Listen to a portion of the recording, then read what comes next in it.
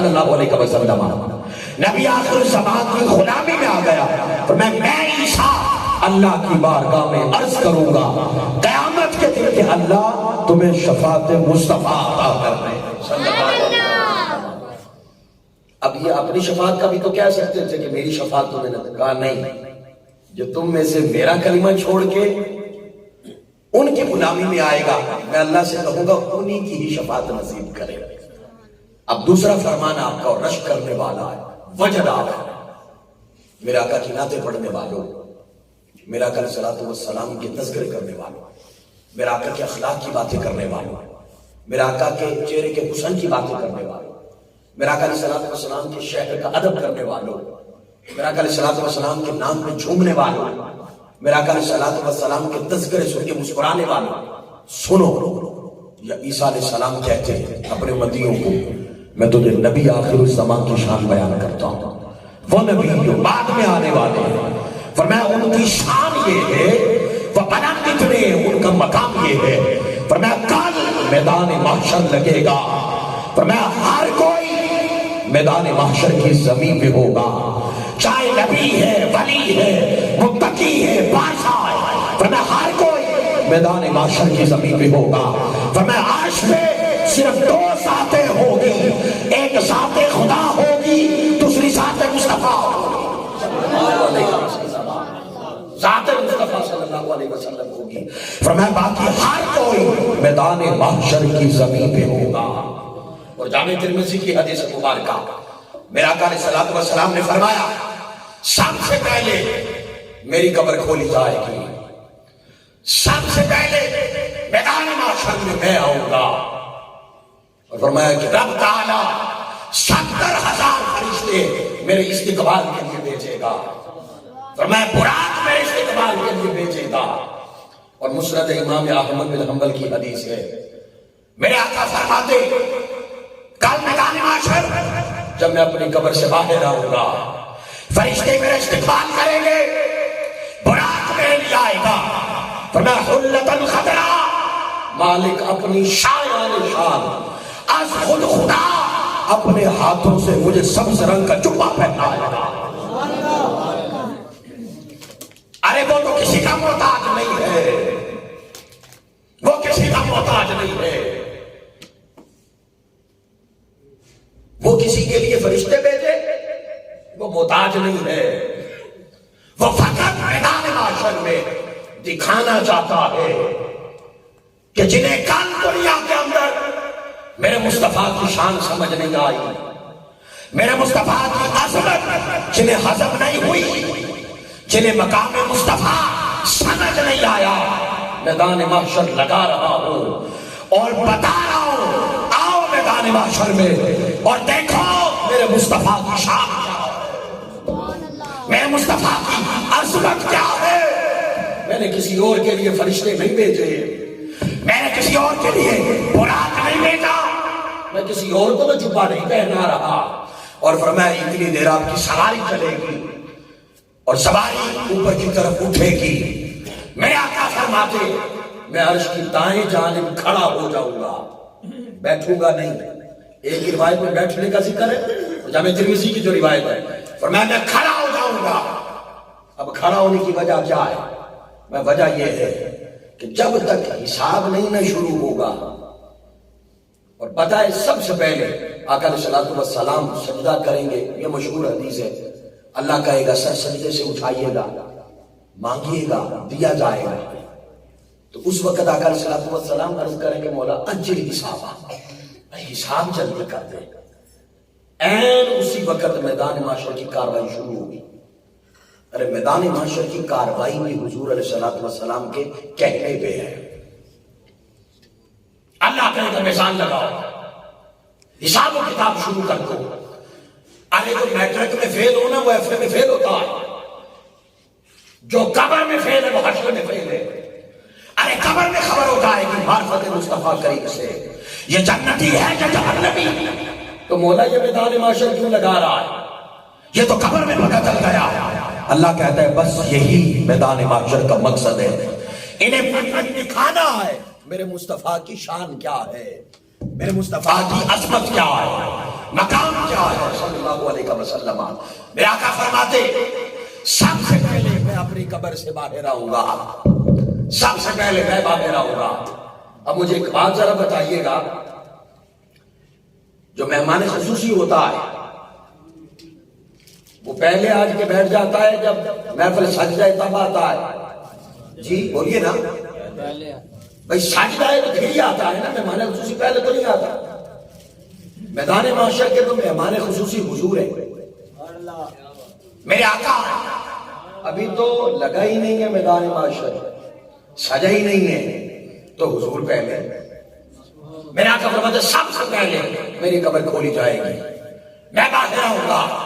تو خدا کی قسم یہ وجب کی بات ہے، میرے آقا کا پہلے آنا اس لیے ہے فرمایا میدان معاشر صاحب کا دل ہے، میدان معاشر اللہ کے قسم کے اظہار کا دل ہے، اللہ کے جلال کے اظہار کا دل ہے.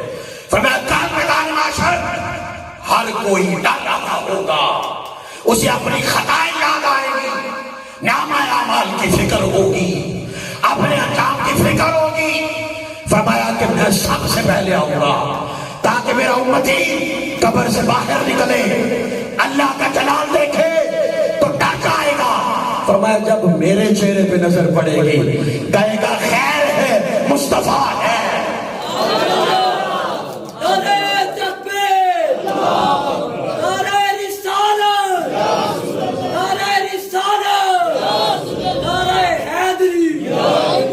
اللہ اکبر.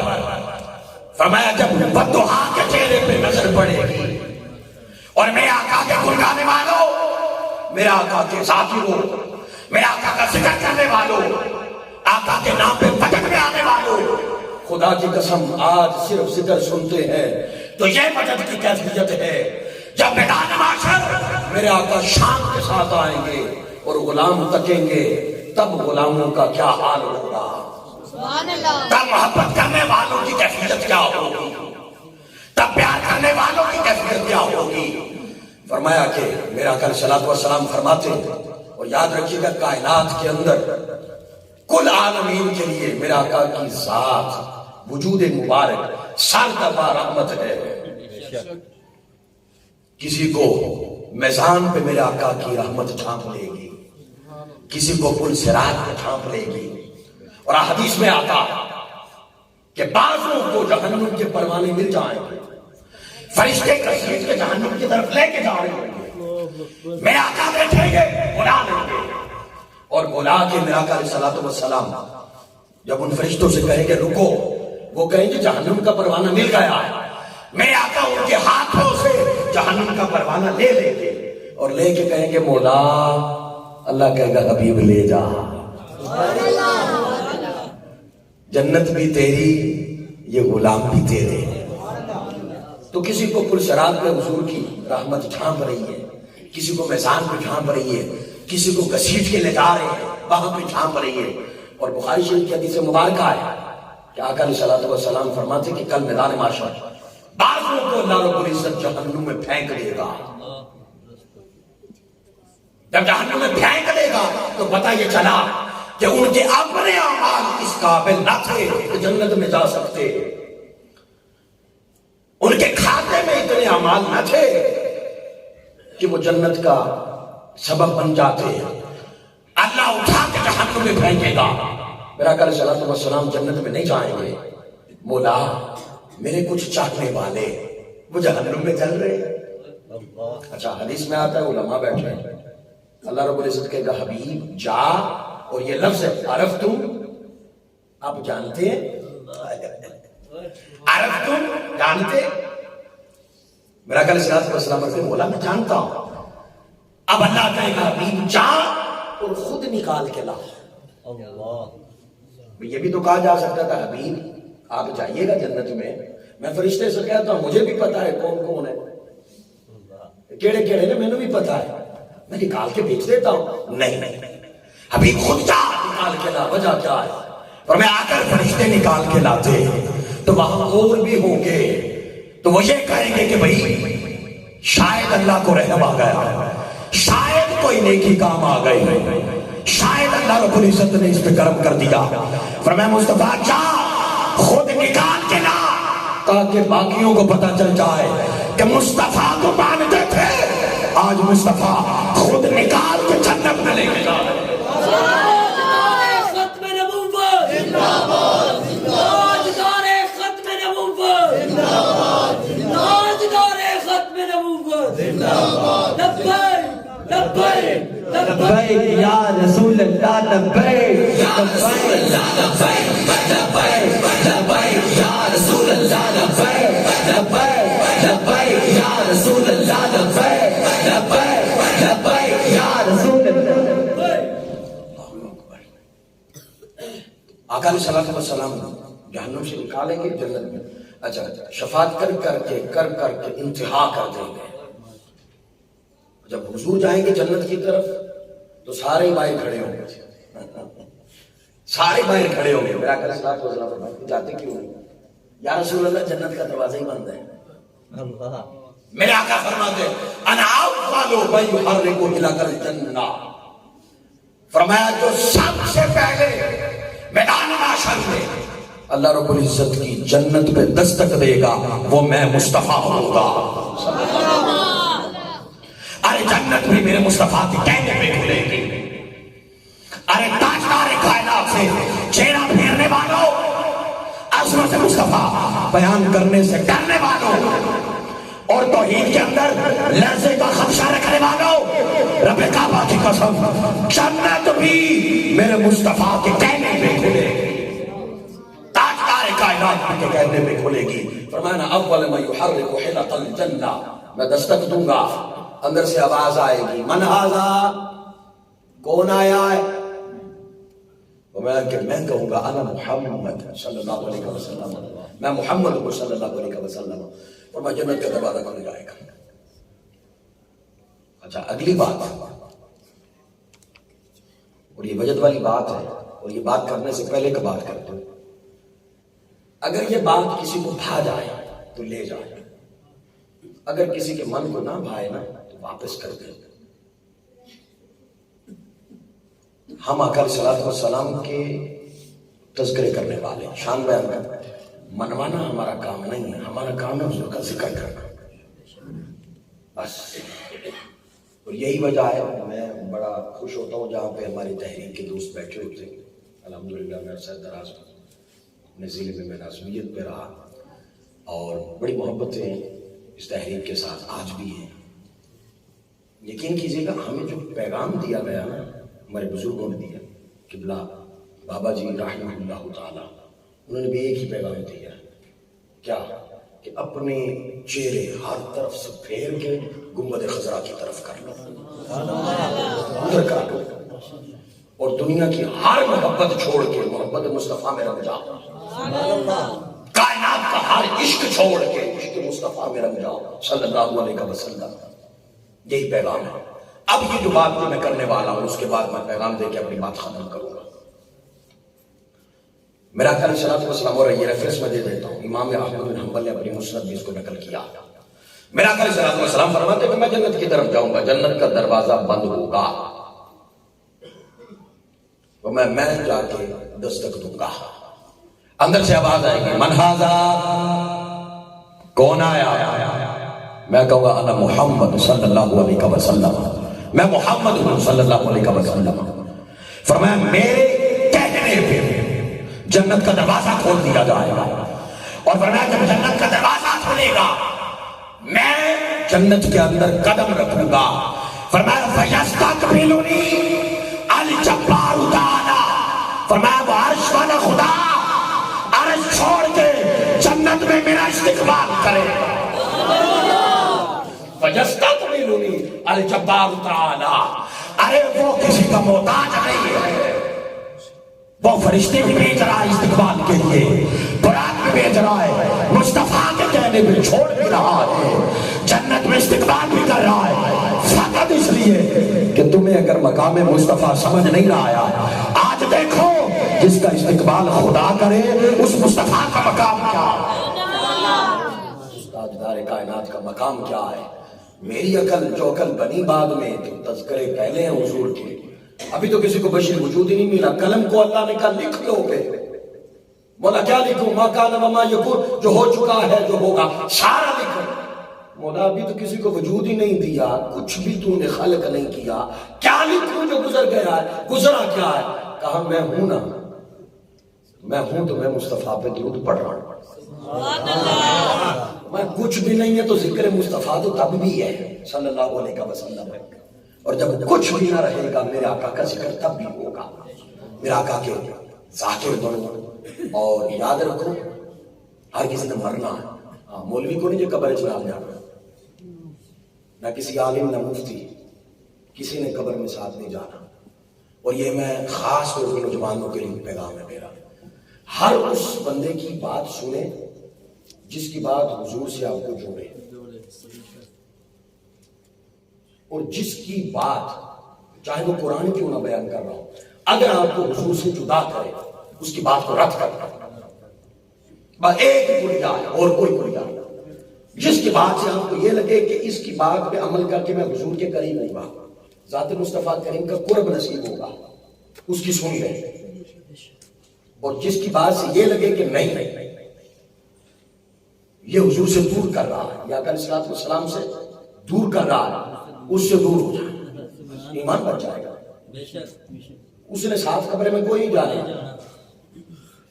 خدا کی قسم جب سارے چھوڑ کے آ جاتے ہیں نا تو وہاں بھی حضور اپنا جلوہ لے گئے، وہاں اپنا دیدار کرواتے ہیں.